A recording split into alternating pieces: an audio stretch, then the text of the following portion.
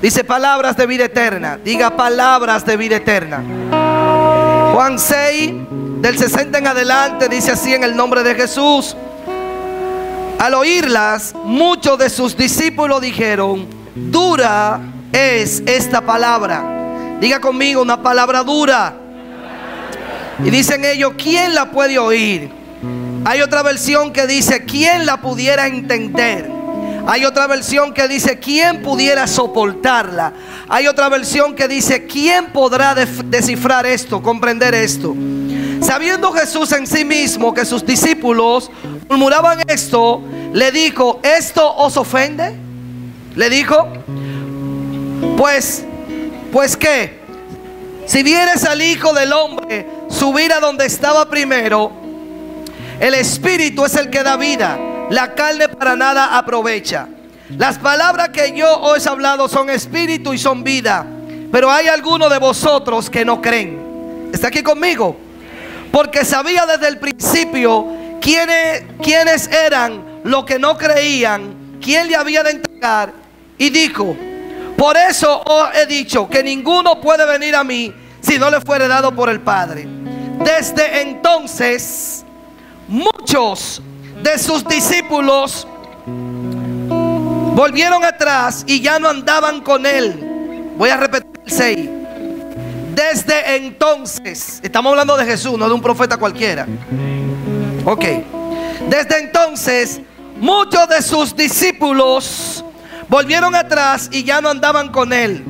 Dijo entonces Jesús a los 12: ¿queréis acaso iros también vosotros? O sea, en otra palabra, ¿también quieren arrancar? Para que arranquen. 68. Le respondió Simón Pedro: Señor, ¿a quién iremos? ¿Qué dice su versión? Y después: tú tienes palabra de vida eterna. 69 y último: y nosotros hemos creído y conocemos que tú eres el Cristo, el Hijo del Dios viviente. Quiero que usted levante su mano y ore conmigo. Padre, gracias por esta palabra.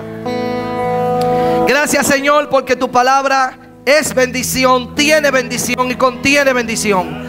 Levante sus dos manos y ore conmigo. Padre, gracias por tu palabra revelada. Gracias, Señor. Reprendemos toda fuerza externa y todo poder externo que quiera obstaculizar el paso de esta palabra, Señor. Desatamos un espíritu revelacional y mientras predicamos la palabra, Señor, ocurren milagros, prodigios, señales y transformaciones en el nombre poderoso de Jesús. Y me quité la chaqueta empezando.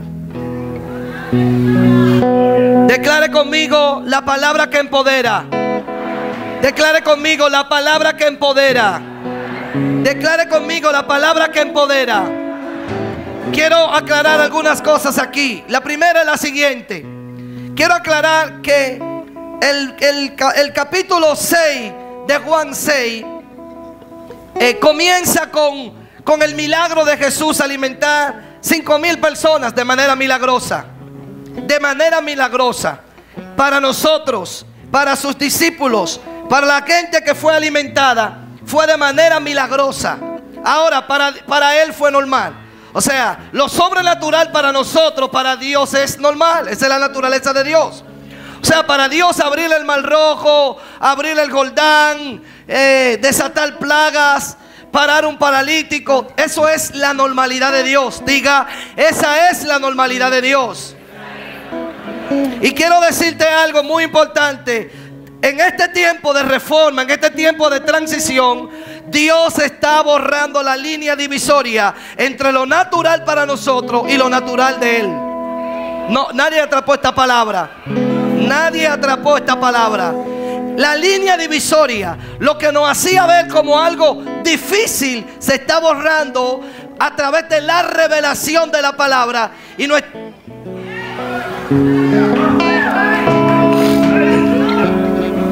Entonces, después de alimentar de manera milagrosa a 5,000 personas, todo el mundo andaba detrás de Jesús. Todo el mundo quería estar con Él. Todo el mundo quería andar en el grupo de él.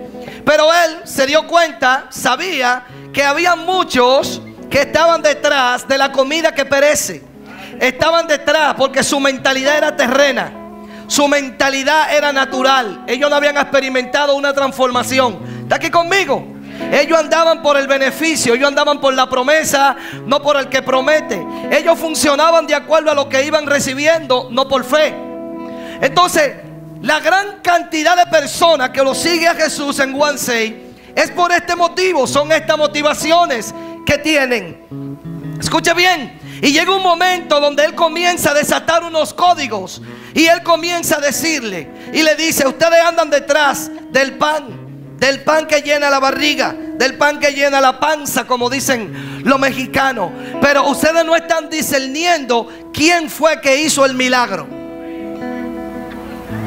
Ustedes no están discerniendo la persona que produjo la multiplicación. Ustedes quieren el resultado de la multiplicación, pero ustedes no quieren operar en el poder para poder ustedes multiplicar también. Escucha bien, escucha bien. Y él comienza a decirle y comienza a desatarle unos códigos y a decirle: ¿se llenaron con los panes? Sí. ¿Su hambre quedó satisfecha? Sí. ¿Vieron que milagro ni más chulo? Sí. ¿Vieron que milagro ni más heavy? Sí. Ahora yo le voy a decir que yo soy un pan superior al que ustedes se acaban de comer. Yo soy un pan. Ay, Dios mío. Yo soy un pan que rompe con el código humano. Yo soy un pan que opero por encima de esa realidad. Yo soy la realidad de Dios en la tierra, pero su estómago no le permite a ustedes percibir esa realidad. Un grupo de personas que anda detrás de la realidad humana, pero él quiere hacer la transición, el transfer.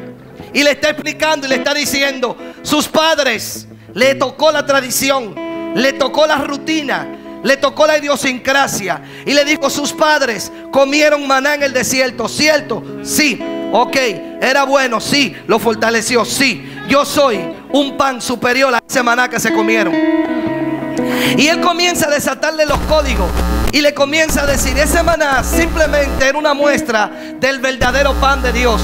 Yo soy el verdadero pan de Dios. Escucha bien, escucha bien. Pero hay un asunto aquí, y es lo que yo voy a tocar en la palabra que Dios me puso. Era un asunto de entender lo que estaba pasando aquí. Esta es una palabra, hermano, que vale mucho, mucho, pero mucho, mucho dinero. Escucha bien lo que le voy a decir. Le voy a decir esto. Entonces, cuando él comienza a desatarle los códigos, algunos como que no entendieron o no quisieron entender, comenzaron a negarse, comenzó su mente a bloquearse. Porque recuérdese que ellos son movidos por la realidad humana, por lo que se puede tocar, por lo que se puede palpar, lo que ellos pudieran conseguir. Ellos andan detrás de eso. Jesús se planta y comienza a desatarle códigos revelacionales, tratando de que ellos crucen el río, la frontera de lo sobrenatural y de lo natural. Entonces ellos se confunden. Ellos se confunden. El objetivo no era confundirse. El objetivo de él no era que ellos se confundieran, pero ellos se confunden, ellos se laquean. Se laquearon. Escúcheme bien. Entonces comienzan a decirse unos a otros: pero dura palabra es esta, ¿quién puede entender esto? ¿Qué es lo que este hombre está hablando? Y dice que desde ese momento muchos comenzaron a dejarlo. Muchos comenzaron a decir: no, ya no soy más discípulo, ya yo no entendí esto, ya yo me voy. ¿Qué es lo que este hombre me está hablando? Entonces a sus 12, a la gente que estaba cerca de él, escúchame bien, él le ofertó y le dijo: ustedes también quieren arrancar, ustedes también quieren irse, ustedes también quieren tomar esta decisión, ustedes también quieren hacerlo, porque yo le doy la libertad para que se vayan. Pedro, Simón Pedro, entendiendo que él era superior al pan que se come y que llena la panza, Pedro entendiendo que él era la realidad de Dios en la tierra, Pedro entendiendo que ellos eran privilegiados por ver y escuchar lo que los antiguos quisieron pero que no pudieron. Pedro entendiendo que él era el verbo hecho carne. Pedro entendiendo que él era el tabal de Dios que caminaba, dijo: ¿a dónde iremos?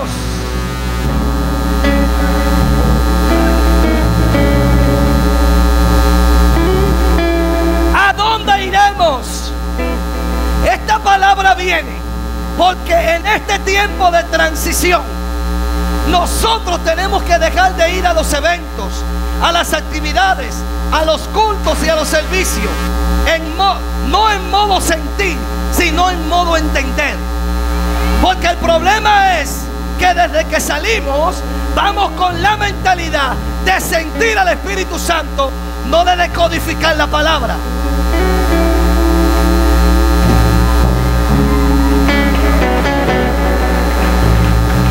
Diga: la palabra que empodera.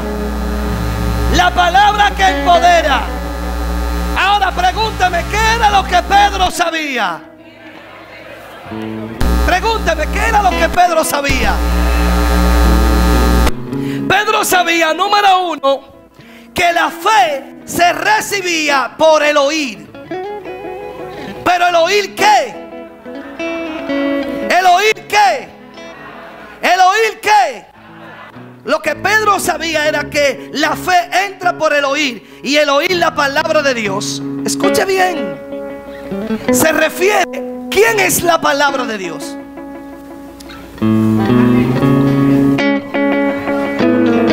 Jesucristo es la palabra de Dios. O sea, la fe viene cuando tú lo escuchas. Porque cuando Dios habla, Dios se sirve. Por eso Jesús le dijo a sus discípulos, cuando lo acorralen, cuando lo persigan, cuando lo pongan delante del Sanedrín, de la gente que tengan que defenderse, no se preocupen, porque el Espíritu pondrá la palabra en sus bocas. ¿Cuál palabra? La palabra que salió de la boca de Jesús, que ellos no registraron, pero estaba en su espíritu. Por eso te ha tocado situaciones donde tú humanamente no sabes qué hablar, pero de repente el Espíritu te da una palabra que cambia la atmósfera. Dios mío, ¿qué es esto?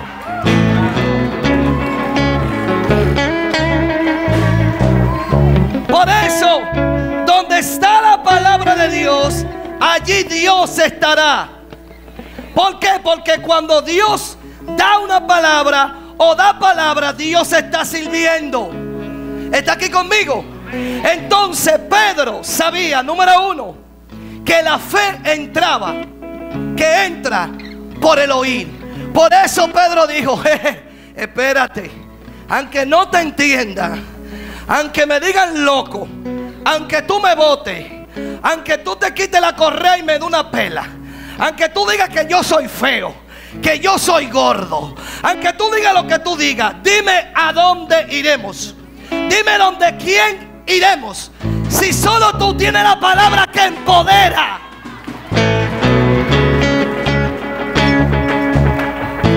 Por nosotros no comprender esto, le voy a dar un secreto. Le voy a dar un secreto. A la gran mayoría de los que estamos aquí, sin dejar de incluirme, se nos hace más fácil prender un radio con una adoración, levantar la mano, comenzar a adorar, comenzar a llorar, comenzar a hablar lengua, que abrir la Biblia y estudiarla.